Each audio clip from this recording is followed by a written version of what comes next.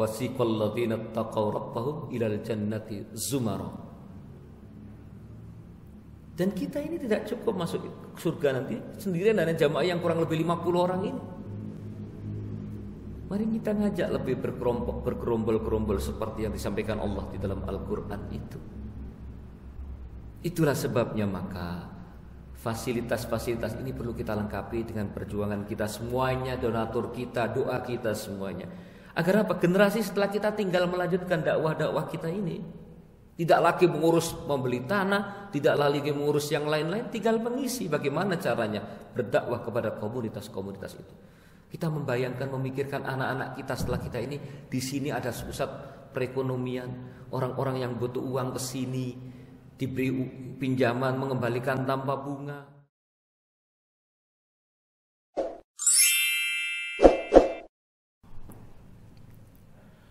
Bismillahirrahmanirrahim. Assalamualaikum warahmatullahi wabarakatuh. Alhamdulillahilladzi anzalal Qur'an hudan lin-nasi wa bayyinatin minal huda wal furqan. Asyhadu an la ilaha illallah wa asyhadu anna Muhammadan abduhu wa rasuluh. Allahumma shalli ala Muhammadin wa alihi wa sahbihi ajma'in, amma ba'd. Hadirin jamaah salat subuh yang mudah-mudahan senantiasa dirahmati oleh Allah. Senantiasa kita memanjatkan puji syukur kehadirat Allah Subhanahu wa taala. Subuh pagi hari ini Allah masih memberikan kenikmatan dan kesempatan kepada kita. Mudah-mudahan kita semuanya senantiasa diridhoi oleh Allah Subhanahu wa taala. Amin. Hadirin, subuh pagi hari ini secara spontan saya ingin mengajak kita berinteraksi kembali dengan ayat Al-Qur'an.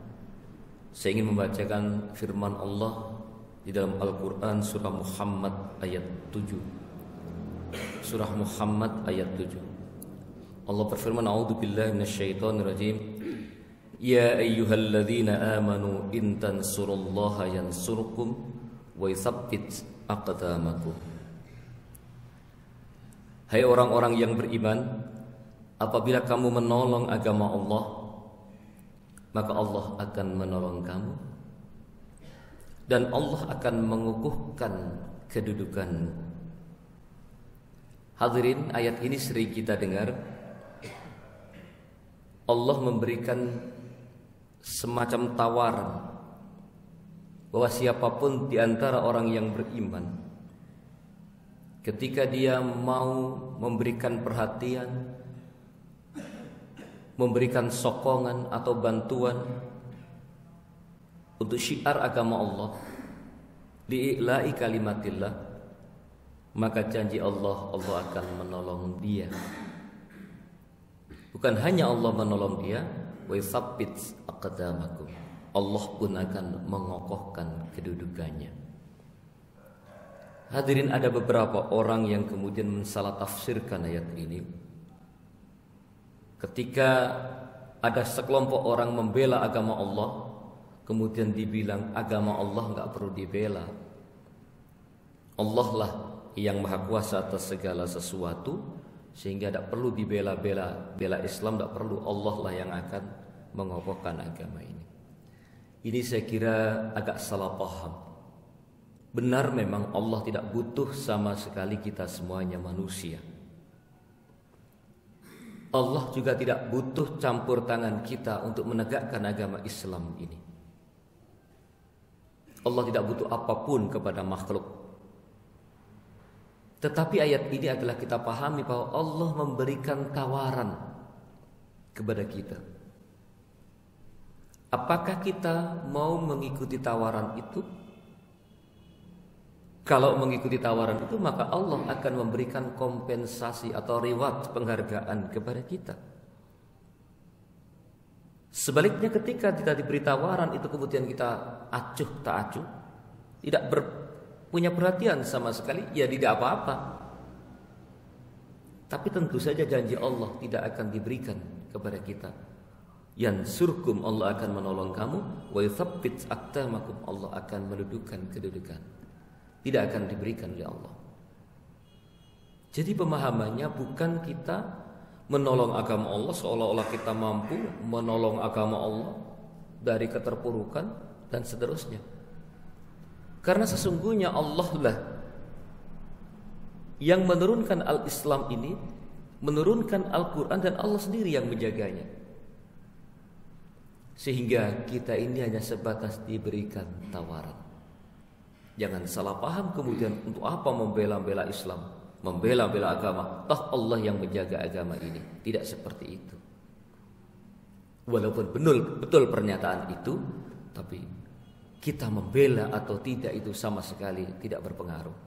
Bagi Allah tidak berarti sama sekali. Kembali kepada diri kita sendiri, mau punya kepedulian, mau punya perhatian, mau menolong agama Allah ini. Satu.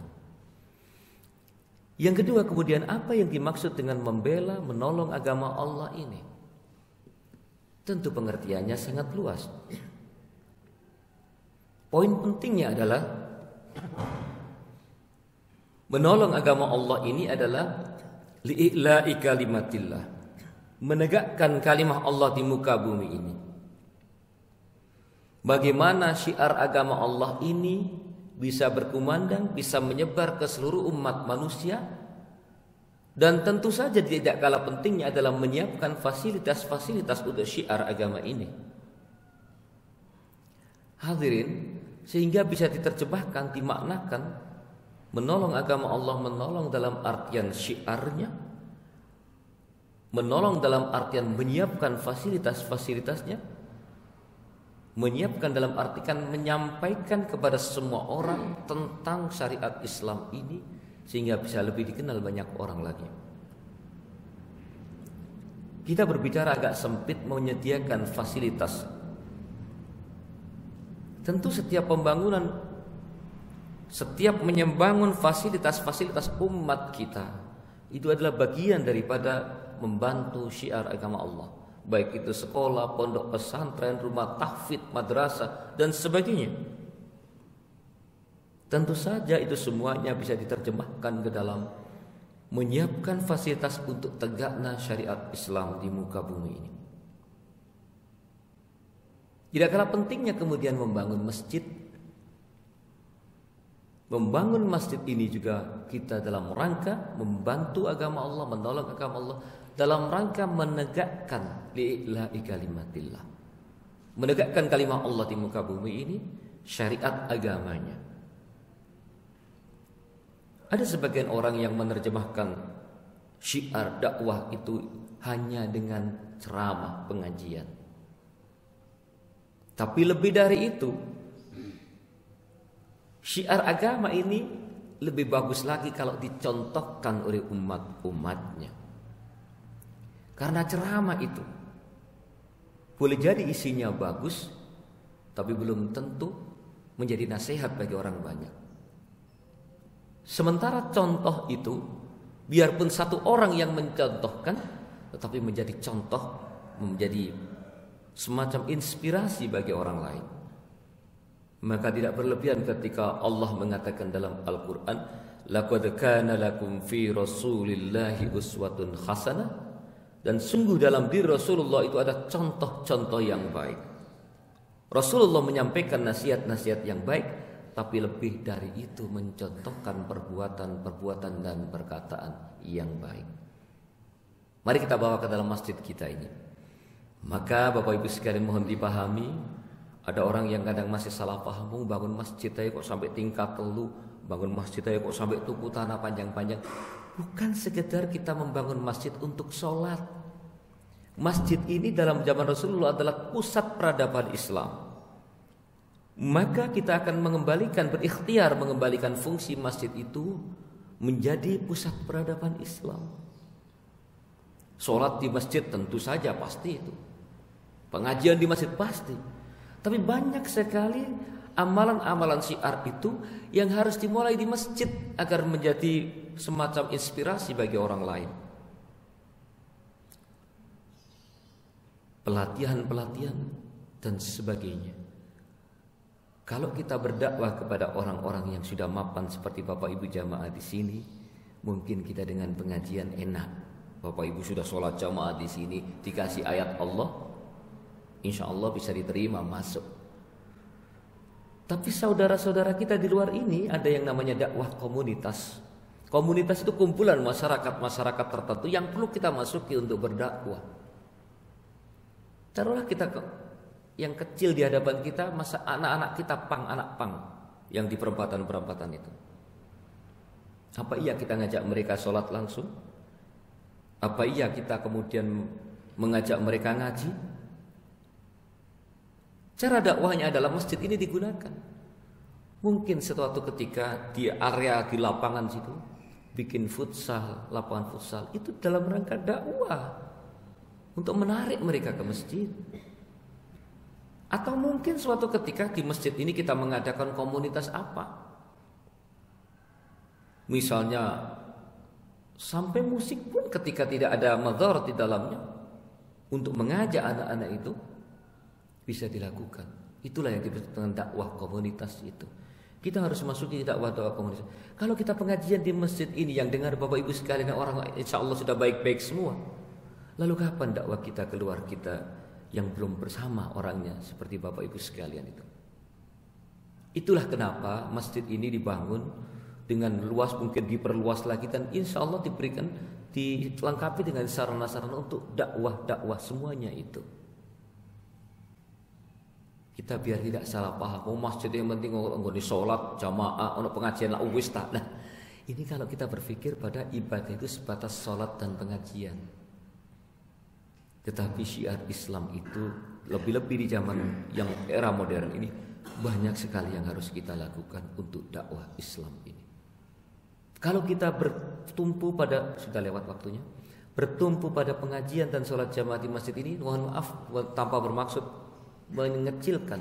Berapa jamaah masjid ini yang rutin? Subuh ini aja ada 50 orang. Ya masa 50 orang ini berhenti di 50 orang dan kita masuk surga yang 50 orang ini? InsyaAllah kan tidak seperti itu. Kita perlu mengajak saudara-saudara kita di luar kita yang belum sholat jamaah di masjid. Kita perlu mengajak saudara-saudara kita yang belum tersentuh dengan sibghah syariat Islam ini, sentuhan-sentuhan syariat Islam ini. Dan untuk itu semuanya bukan sekedar menyiapkan tempat sholat yang bagus, pengajian yang baik, tapi menyiapkan sarana-sarana dakwah untuk menyentuh komunitas-komunitas itu. Saya beri contoh Bapak Ibu sekalian, ini cita-cita tapi belum bisa terlaksana. Bapak Ibu, dekat kita ini pasar. Di pasar itu dimanapun yang namanya rentenir itu merajalela. Orang butuh diutangi, teman dicekik seperti itu. Banyak kan? Lalu dakwah kita untuk kalangan mereka di mana? Ini cita-cita Bapak Ibu. Setidaknya kalau bilang mampu kita melakukan itu, kita bercita-cita. Apa sentuhan kita untuk saudara-saudara kita yang sering-sering tercekik dengan rentenir ini? Ini di depan kita. Di depan kita Bapak Ibu, ada orang sholat maghrib masih lalu lalang di jalan bahkan ngamen. Kita, yang anak itu ini calon penghuni neraka, nggak bijak dong. Kalau kita seperti itu, iya, alhamdulillah kita sudah mendapatkan hidayah ke masjid sholat jamaah. Tapi bagaimana menyentuh dia ya? Apa nggak begitu pikiran kita? Kita nggak ingin masuk Islam, masuk agama ini sendirian, masuk surga sendirian. Karena Allah mengatakan dalam Al-Quran, dalam Al-Quran dikatakan dalam surah masuk Islam, masuk surga nanti, wasiqal ladzina taqaw rabbahum ilal jannati zumara. Dan tengoklah orang-orang yang mengabdi bertakwa kepada Allah itu masuk Islam secara berombong-rombongan. Wasiqal ladzina taqaw rabbahum ilal jannati zumara. Dan kita ini tidak cukup masuk surga nanti sendirian dan jamaah yang kurang lebih 50 orang ini. Mari kita ngajak lebih bergerombol-gerombol seperti yang disampaikan Allah di dalam Al-Quran itu. Itulah sebabnya maka fasilitas-fasilitas ini perlu kita lengkapi dengan perjuangan kita semuanya, donatur kita, doa kita semuanya. Agar apa? Generasi setelah kita tinggal melanjutkan dakwah-dakwah kita ini. Tidak lagi mengurus membeli tanah, tidak lagi mengurus yang lain-lain, tinggal mengisi bagaimana caranya berdakwah kepada komunitas-komunitas itu. Kita membayangkan, memikirkan anak-anak kita setelah kita ini di sini ada pusat perekonomian, orang-orang yang butuh uang ke sini, diberi pinjaman, mengembalikan tanpa bunga. Kalau bangkrut juga sudah diikhlaskan sebagai mustahik orang yang punya utang. dan sebagainya. Kita membayangkan suatu ketika seperti itu. Dan semua itu harus dimulai lewat mimpi, hadirin sekalian. Kalau kita belum bermimpi seperti itu, ya tentu saja begini-begini saja sampai kapanpun. Mudah-mudahan Allah Subhanahu wa taala membimbing kita semuanya, memberikan kemampuan kepada kita semuanya untuk mampu menjadi orang-orang yang membantu menolong agama Allah sebagaimana surah Muhammad ayat 7 ini. Dengan harapan Allah pun akan memudahkan urusan kita dan mudah-mudahan Allah mengekalkan kedudukan kita. Sedikit lagi, dalam ujung ayat itu Allah mengatakan Allah akan mengokohkan kedudukanmu. Ini yang belum saya bahas tadi. Mengokohkan kedudukanmu itu jangan kemudian diartikan kita punya jabatan tinggi, kita punya fasilitas yang luar biasa. Bukan itu. Allah akan mengokohkan kedudukanmu di mata Allah. Banyak orang yang bangga karena kedudukannya, bangga karena jabatannya, bangga karena hartanya. Tapi bagaimana kedudukan kita di hadapan Allah itu jauh lebih perlu kita perhatikan daripada sekedar jabatan dan semuanya itu.